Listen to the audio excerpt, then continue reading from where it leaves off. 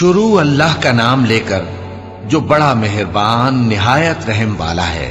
نون، قلم کی اور جو کچھ لکھنے والے لکھتے ہیں اس کی قسم کہ اے پیغمبر صلی اللہ علیہ وآلہ وسلم، تم اپنے پروردگار کے فضل سے دیوانے نہیں ہو، اور بے شک تمہارے لیے بے انتہا اجر ہے، اور یقیناً تم اخلاق کے اعلی مرتبے پر ہو۔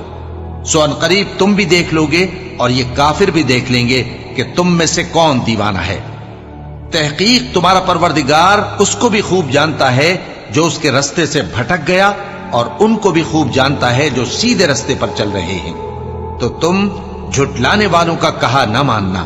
یہ لوگ چاہتے ہیں کہ تم نرمی اختیار کرو تو یہ بھی نرم ہو جائیں، اور کسی ایسے شخص کے کہے میں نہ آ جانا جو بہت قسمیں کھانے والا ہے، ذلیل ہے، شرارت سے اشارے کرنے والا، لگائی بجھائی کرنے والا، مال دینے میں بڑا بخیل، حد سے بڑھا ہوا بدکار، سخت خو اور اس کے علاوہ بدذات ہے۔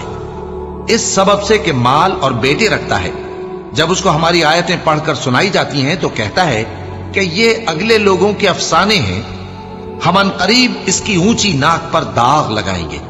ہم نے ان لوگوں کی اسی طرح آزمائش کی ہے جس طرح باغ والوں کی آزمائش کی تھی، جب انہوں نے قسمیں کھا کھا کر کہا کہ صبح ہوتے ہوتے ہم اس کا میوہ توڑ لیں گے، اور انشاءاللہ نہ کہا۔ سو وہ ابھی سو ہی رہے تھے کہ تمہارے پروردگار کی طرف سے راتوں رات اس پر ایک آفت پھر گئی، تو وہ ایسا ہو گیا جیسے کٹی ہوئی کھیتی۔ پھر جب صبح ہوئی تو وہ لوگ ایک دوسرے کو پکارنے لگے کہ اگر تم کو کاٹنا ہے تو اپنی کھیتی پر سویرے ہی جا پہنچو۔ سو وہ چل پڑے اور آپس میں چپ کے کہتے جاتے تھے کہ آج وہاں تمہارے پاس کوئی فقیر نہ آنے پائے، اور کوشش کے ساتھ سویرے ہی جا پہنچے، گویا پیداوار پر قادر ہیں۔ پھر جب انہوں نے باغ کو دیکھا تو ویران، کہنے لگے کہ ہم رستہ بھول گئے ہیں، نہیں بلکہ ہم بے نصیب ہو گئے۔ ایک جو ان میں سمجھدار تھا بولا، کیا میں نے تم سے نہیں کہا تھا کہ تم تسبیح کیوں نہیں کرتے؟ دوسرے کہنے لگے کہ ہمارا پروردگار پاک ہے، بے شک ہم ہی قصوروار تھے۔ پھر لگے ایک دوسرے کی طرف رخ کر کے ملامت کرنے، کہنے لگے ہائے شامت، ہم ہی حد سے بڑھ گئے تھے، امید ہے کہ ہمارا پروردگار اس کے بدلے میں ہمیں اس سے بہتر باغ عنایت کرے۔ ہم اپنے پروردگار کی طرف رجوع کرتے ہیں، دیکھو عذاب یوں ہوتا ہے، اور آخرت کا عذاب سب سے بڑھ کر ہوگا، کاش یہ لوگ جانتے ہوتے۔ پرہیزگاروں کے لیے ان کے پروردگار کے ہاں نعمت کے باغ ہیں۔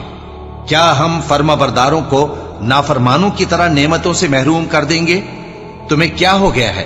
کیسی تجویزیں کرتے ہو؟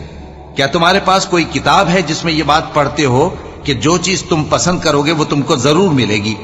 یا تم نے ہم سے قسمیں لے رکھی ہیں جو قیامت کے دن تک چلی جائیں گی کہ جو کچھ تم طے کر لو گے وہ تمہارا ہوگا؟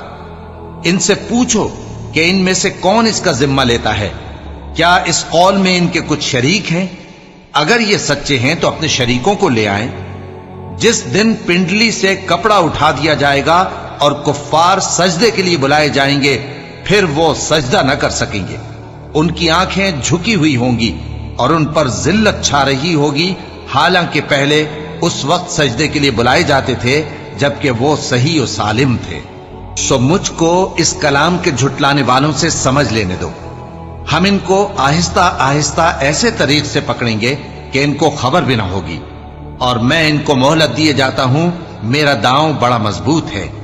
اے نبی، کیا تم ان سے کچھ معاوضہ مانگتے ہو کہ ان پر تاوان کا بوجھ پڑ رہا ہے، یا ان کے پاس غیب کی خبر ہے کہ اسے لکھتے جاتے ہیں؟